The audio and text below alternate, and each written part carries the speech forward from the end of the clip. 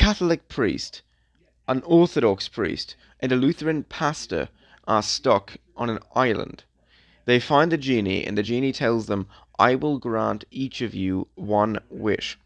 So, the Catholic wishes to return to Paris to continue the mission that God has called him to, he says. So he's sent back to France. Then, the Lutheran wishes to return to Berlin in order to further his mission that God has sent him on. However, the Orthodox priest looks around, takes a breath.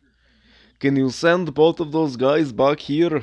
That joke has always been a favorite of mine. It's very typical of, I guess you could call it, religious humor. By the way, if I sound odd currently, it's because I'm extremely tired. But the show must go on. The next few recordings you're going to hear of me are taken when I'm in a much better condition and mood.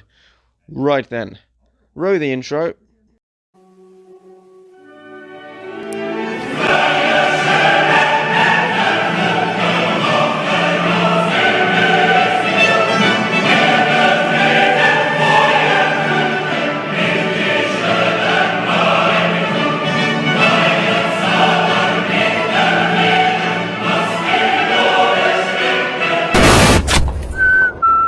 Byzantine Lutheranism. Byzantine Lutheranism. Literally the first two sentences of the following text from the Lutheran Church itself, which I have linked in the description should the wish to lay eyes upon it. Now, back to the main addressal. Through the 1560 Union of Brest, many Ruthenian Orthodox bishops with their eparchies entered into the communion of the Latin Pope of Rome.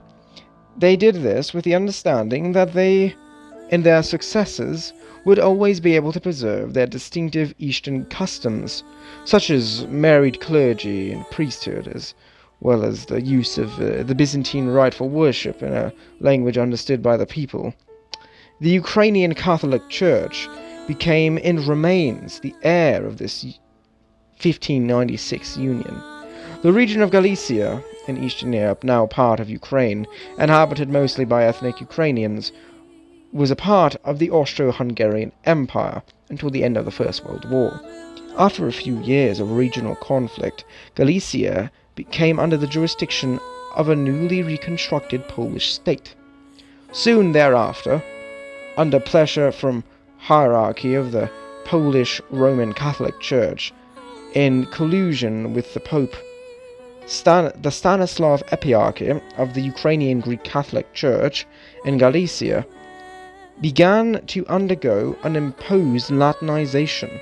The Latinization process manifested itself chiefly in the prohibition of any future ordinations of married men, and in the requirement that the Western Rite Latin Mass be used for worship. The Ukrainians affected by this felt betrayed, and many of them began to reconsider their ecclesiastical associations and allegiance to the Pope. This was the setting for the emergence of a Lutheran movement among the Ukrainians in this region in the 1920s. The movement was initially prompted by two key factors that were of compelling significance to those who eventually participated in the organization of what would become to be called the Ukrainian Evangelical Church of the Augsburg Confession.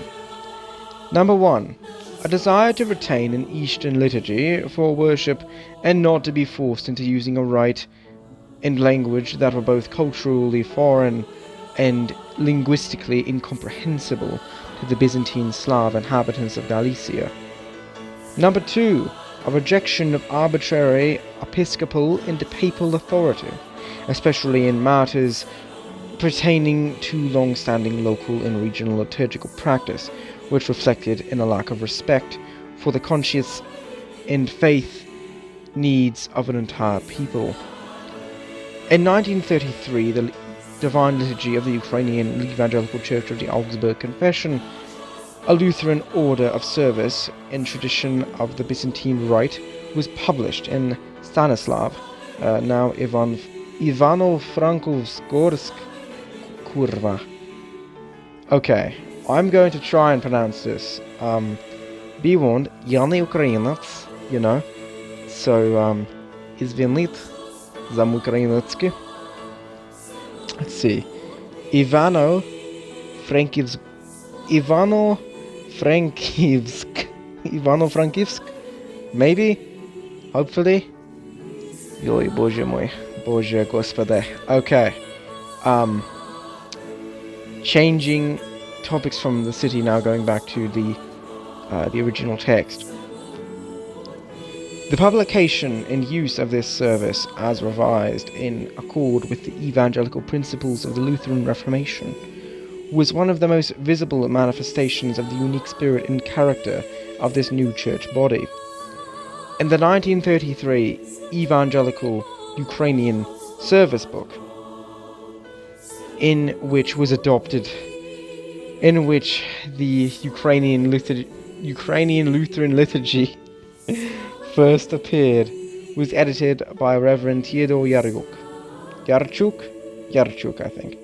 Yarchuk was a gifted pastor and theologian who had previously studied for the priesthood in the Greek Catholic Church, and who had now become, I turned Irish for like half a second there, had now become an avid student of Lutheran theology before his martyrdom at the hands of the Soviet NKVD. He was compelled, I keep misreading this, my deepest apologies. You know, it's weird, right? You know, I have no problem reading English and Serbian. I don't know why I'm struggling today. This is ridiculous. Anyway, he also compiled and edited a Ukrainian evangelical hymnal, translated the Small Catechism and the Augsburg Confession into the Ukrainian language, and authored many theological and religious writings, through which he sought to advance the message of the gospel among the Ukrainian people. In his revision of the Byzantine Rite liturgy in the 20th century, Yarchuk did for the Eastern Church what Martin Luther had done for the Western Church in the 16th century. Luther prepared two revisions of the Mass, Latin in 1523 and German in 1526, which served as models for the orders of service that were adopted by various countries, principalities, and free cities that embraced the Reformation. These revised orders of service were clearly in continuity with the historic Western Rite, but also clearly influenced by the evangelical spirit of Lutheranism. Similarly, Yarchuk's revision of the traditional Byzantine liturgy was clearly in continuity with the historical Eastern Rite, but was also clearly influenced by the evangelical spirit of Lutheranism. Unbiblical and theologically misleading elements were removed or reworded. Gee, wonder what that means.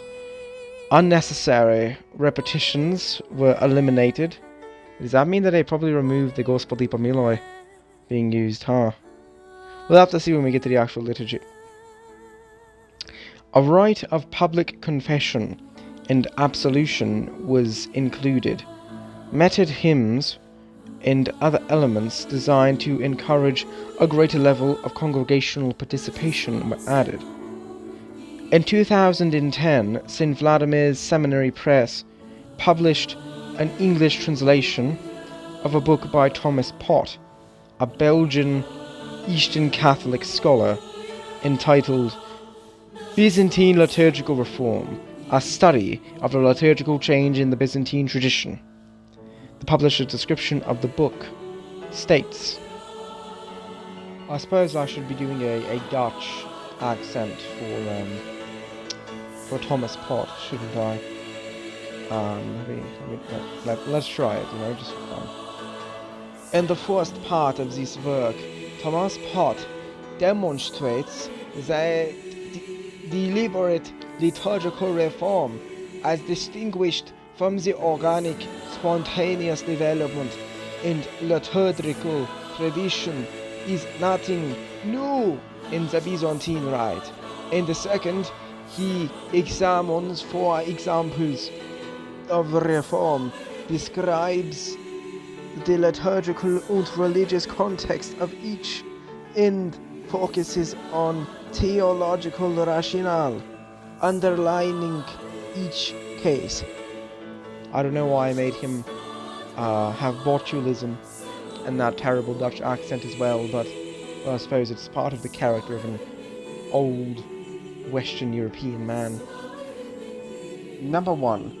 The studied reform led by Saint Theodore and his successors beginning at the end of the 8th century. 2. The development of the Paschal Triduum from... it doesn't say tradition here, it just says Triduum. So I'm just going to say Triduum. I don't know if that's a word, my apologies. Development of the Paschal Triduum from the 8th to 13th century. Number 3. Development of the prothesis from the 11th to 14th century. And finally, 3. The 17th century reforms among Catholic Ruthenians, among Orthodox in Kiev under Metropolitan Peter Mohula, and in Moscow under Patriarch Nikon. What Yarchuk and the Ukrainian Lutherans did in 1933 was therefore not such an anomaly as far as the larger history of the Byzantine Rite is concerned.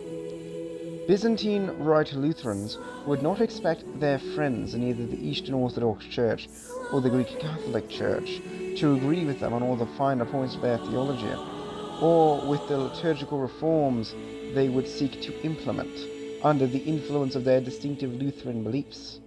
But they would also reject any notion that deliberate liturgical revisions of the inherited Eastern Rite cannot be made. They can be made. At various times in history, they were made. A book entitled The Orthodox Liturgy, The Development of the Eucharistic Liturgy in the Byzantine Rite by Anglican scholar Hugh Walbrew was published in 1996 by St. Vladimir's Seminary Press. This book is another good resource for understanding the extent to which the Byzantine Rite has changed over the centuries, and also for understanding how the gradual changes in content were accompanied by gradual changes also in interpretation of the liturgy's meaning and purpose. Walbrew documents the way in which the liturgy over time became more clericalist in its ceremonial form, exemplified by the physical separation between the clergy and laity during most of the service, with 2 parallel, occasionally intersecting liturgies in effect, being constructed respectively by clergy and laity. Walbrew also documents the way in which the liturgy over time became more mystical in its theology and character, with the introduction of an increasing overlay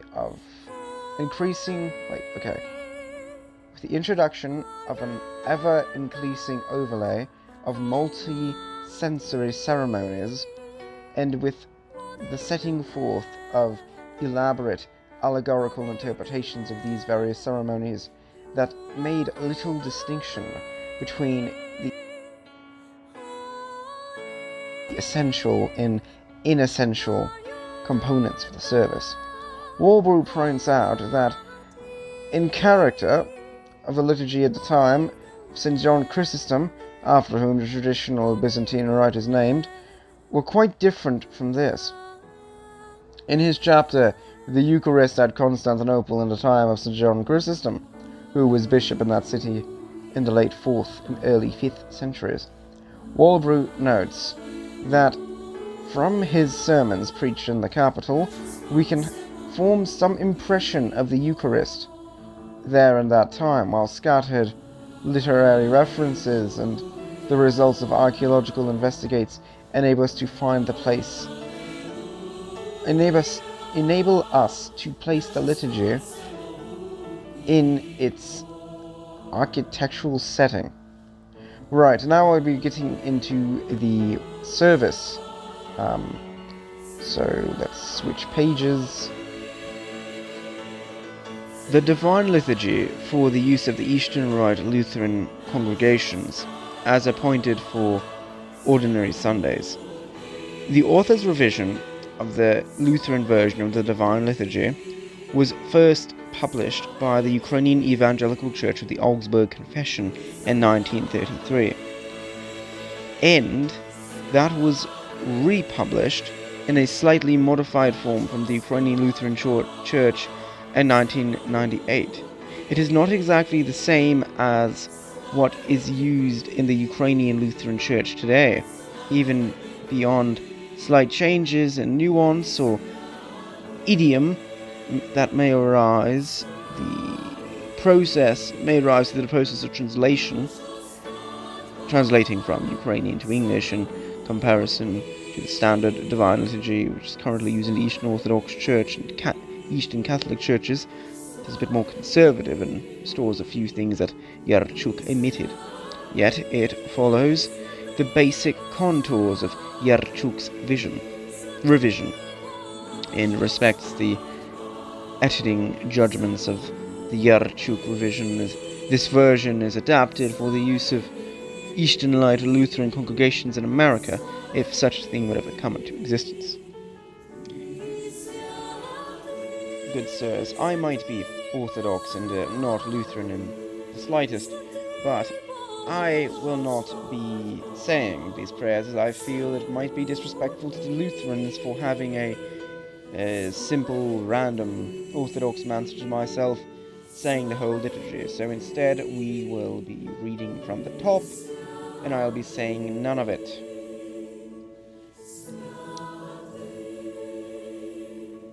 How do they do the entrance? Let's see. We are reading this together as we go by, so that is very interesting. I never thought we would be reading together, my dear audience. Yes, it is a very interesting occurrence. Oh, so they did keep the Lord have mercy, the Gospel di Bamilo, or the Kyrie eleison, so that's interesting. See it over here and here.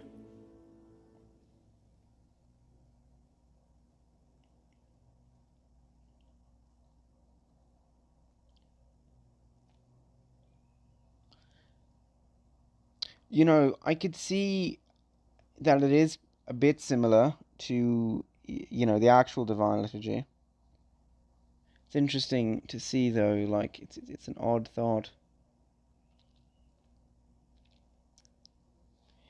I don't involve myself in the goings-on of Lutherans, truth be told, and I don't think I should be, but I would love to attend a Byzantine Lutheran liturgy one day. That would be so interesting. I would kill to see one. I think it would be very fun indeed. I've been to a few Byzantine Catholic liturgies, and those are fine. They're basically just ours, but they're in communion with the Pope. Sometimes you see some weird Westernizations, like some of them. I've been told. I've never seen it, but I've been told a few have adopted like confession booths and stuff. So that's pretty interesting. I won't even lie. The concluding prayer. Ah, there's a picture of it's like Constantinople. Yes, it's Hagia Sophia. What a beautiful church. Yes, it shall be restored to Greece one day. Anyway, I suppose that will be it for the Byzantine Lutheran video. This part, anyway. If more information about it does come out, I will be probably making a video on that as well. I was rather shocked to find it was not a 15th century invention, but instead one from the 1900s. So, 15th, 16th, and 17th centuries, as for a lot of weird elements of Ukrainian history, if we're honest with ourselves. The Cossacks, Khmelnytsky, all of that sort of thing. Honestly, the best time of Ukrainian, Polish, and even Russian history is that period. I'm just obsessed with the Gunpowder Age. Really, that whole time period from I want to say maybe 1540 to 1700 is to me just the coolest thing ever. But I'm probably just insane. Maybe I just am obsessed with the concept of knights with guns or something. Anyway, wait, shoot. Kind of am. I mean, have you seen the Trench Crusade videos? Speaking of that, we're getting back to Trench Crusade next video. Okay, see you later.